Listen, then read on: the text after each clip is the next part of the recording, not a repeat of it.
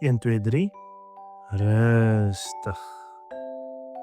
Welkom by nog 'n Storiebeer storie.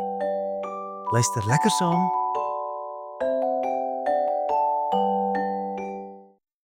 Hondeliefde. Almal van ons is lief vir honde. Is ons nie? Ek bedoel goeie honde. Ek is seker dat julle baie hou van die mooi twee hondjies in die prentjie. En julle het seker al gewens dat hulle skielik lewendig kon word en teen julle kan opspring.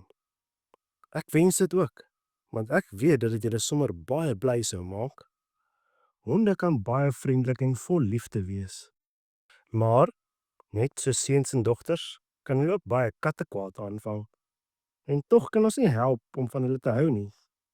As honde goed behandel word, kan ons seker nie getrouer vriende hê nie. Nie alleen bly hulle getrou aan hulle baas nie, maar ook aan die ander honde wat hulle maats is. En dit laat my net dink aan 'n baie treurige verhaal. Haal maar solank die sakdoekies uit, want ek is seker julle gaan hulle nodig kry.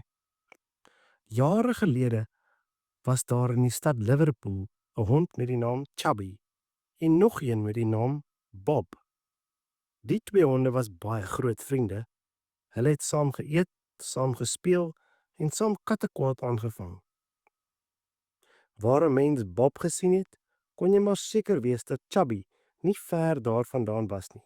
Hulle was vreeslik lief vir mekaar. Maar toe eendag het daar iets baie treurigs gebeur. Chubby het siek geword en doodgegaan. Bob kon nie verstaan wat met hom gebeur het nie. Al wat hy geweet het, was dat daar geen Chubby meer was om mee te speel nie. Hy het oral na hom gesoek, maar kon hom nie kry nie. Hy het in sy eie hondetaal na hom geroep, maar daar was geen antwoord nie. Toe het hulle hom geneem na die hondebegrafplaas van Liverpool, waar hulle vir arme Chubby begrawe het. Daar was geen Chubby vir Bob om te sien nie, maar op die een of ander manier het hy verstaan.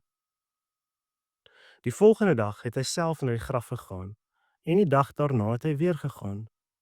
Hy kon nie meer van die plek af wegbly nie. Vir 3 jaar het Bob elke dag na die graf van sy hondevriend gegaan.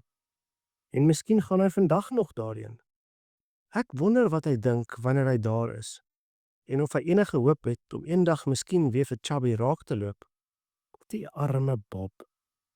Het julle al ooit voorheen van sulke getroue hondeliefde gehoor soos hierdie? Fluit, fluit, my storie is uit.